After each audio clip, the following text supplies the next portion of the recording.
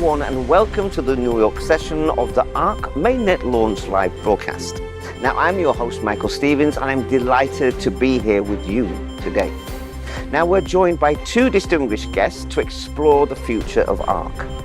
First, we have Mr. Jonathan Reeves, Senior Partner and Head of Strategy in Morgan Crest Foundation, and he will share why the foundation chose to support Ark. Joining us as well is Mr. Daniel Harrington, a veteran Wall Street investor who has been involved in numerous international projects, and he will offer his professional perspective on Ark and its long-term potential. First, let's welcome Mr. Jonathan Reeves, Senior Partner and Head of Strategy at the Morgan Crest Foundation. Now, Jonathan, it's a real pleasure to have you with us today. The Morgan Crest Foundation is well known for its long-term strategic investments, and so could you possibly start by sharing your core investment philosophy? Of course. Thank you, Michael, for the invitation. At the Morgan Crest Foundation, our philosophy has always revolved around three pillars. First, the convergence of artificial intelligence and Web3, where technology is not just a tool, but the foundation for new governance models. Second, the advancement of decentralized governance, where systems are driven by algorithms and consensus rather than centralized power. Third, the building of civilization-level infrastructure, systems capable of engaging millions of participants, continuously evolving and scaling. We believe that only when these three elements come together can we truly begin experimenting with what we call a digital civilization. That's very clear. So essentially the foundation is always seeking projects that can underpin a digital civilization naturally. So that leads us to the question, why, amongst so many projects, did you actually choose to actually support Ark? Ark embodies that vision perfectly. It is not merely a financial protocol. It is a long-term institutional experiment. Its core architecture consists of the kernel and 5 interlinked modules: issuance, stabilization, buybacks, mint limit control, and runway monitoring. Together, they function like the 5 economic ministries of a nation, allowing the economy to be self-sustaining. Most importantly, Ark's economy isn't based on short-term hype or speculation. It is grounded in adaptive rules written into code, meaning the system can sustain itself over time without relying on slogans or market sentiment. I see. So Ark isn't about hype. It's about encoding stability into the rules themselves. So from a structural standpoint then, how does Ark differ from traditional DeFi? In the last 5 years, many DeFi protocols have relied on single mechanisms or purely on community belief. Their life cycles rose and fell entirely with market sentiment. Ark has taken a different path. It integrates 5 modules into a unified economic engine. It incorporates AI-driven governance, enabling faster and more scientific decision-making. It secures the system with permanently locked LP tokens, transparent multi-signature treasury management, and fully open-source contracts, eliminating the risks of human manipulation. These design choices make Ark one of the few protocols that can answer the 2 essential questions. Is it safe, and can it last? Fascinating.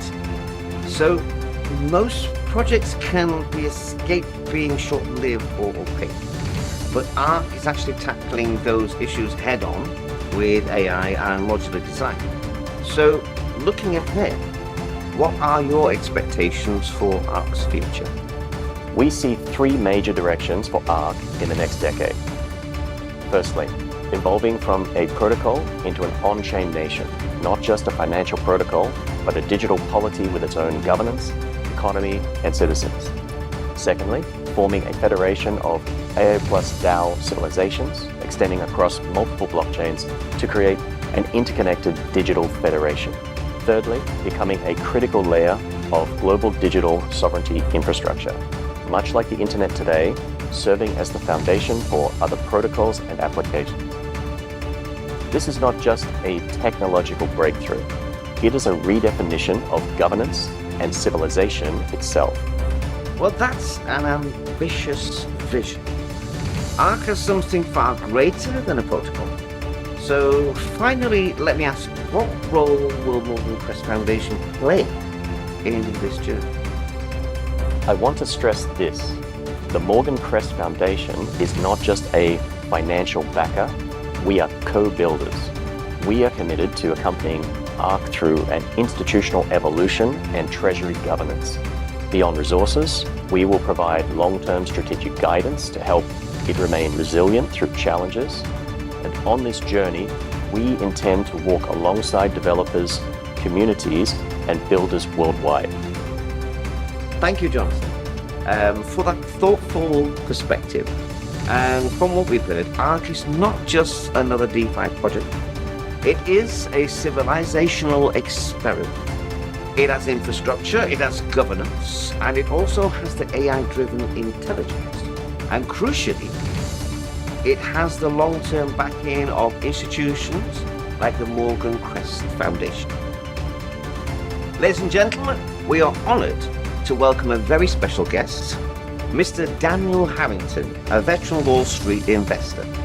Now, he has been involved in numerous high-profile international projects and brings deep expertise in DeFi, AI, and decentralized governance. Today, he'll be sharing his professional perspective on Ark and what makes it different. Daniel, welcome to our live session. Now, it's a real pleasure to have you here with us. To start, as a long-term investor who has seen countless projects, what is it about Ark that attracts you? Thank you, Michael. Over the course of my career, I've looked at hundreds of DeFi projects. Most of them are either short-term speculation plays or lack institutional framework to endure. Ark stood out to me for three reasons. First, its vision.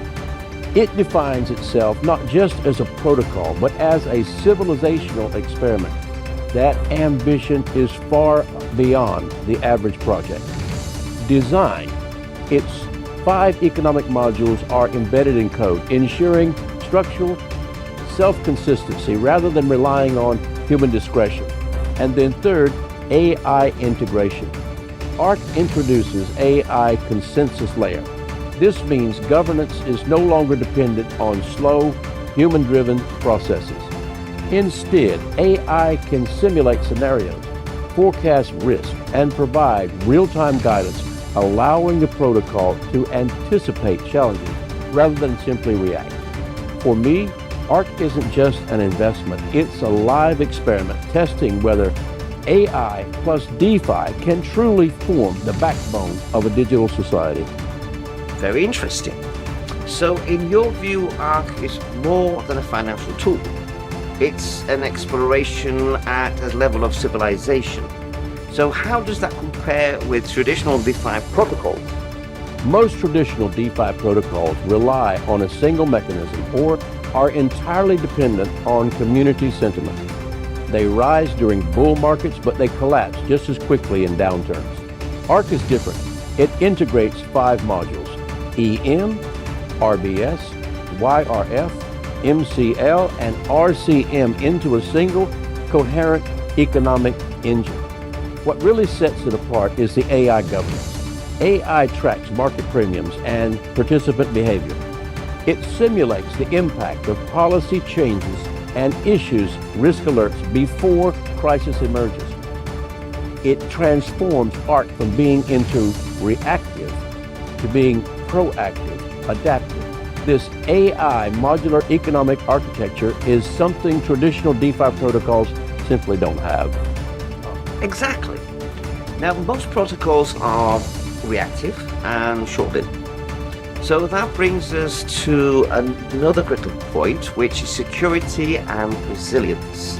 So how does Ark address those? Ark has taken what I'd consider the strongest safeguard in the industry. First, LP tokens are permanently locked. Rug pulls are impossible. Treasury managed via multi-signature. Every transaction is transparent and executed through DAO governance. Third, fully open source contracts. Every line of code is visible with no hidden backdoors. As for resilience, Ark has two unique strengths. First, structural design. The emission module and rebase system operate like the breathing system of the protocol, balancing issuance and incentives, and then AI oversight. The AI consensus layer continuously monitors market and community data, offering predictive policy guidance so the system can adjust proactively. In short, Ark answers what I call the 5 existential questions of DeFi: sustainability, stability, transparency, adaptability, and community ownership. And importantly, it answers all AI-driven. That's a comprehensive framework. So let's look ahead now from your perspective as an investor. How do you evaluate Ark's long-term potential? What excites me most is that Ark is not just a financial protocol.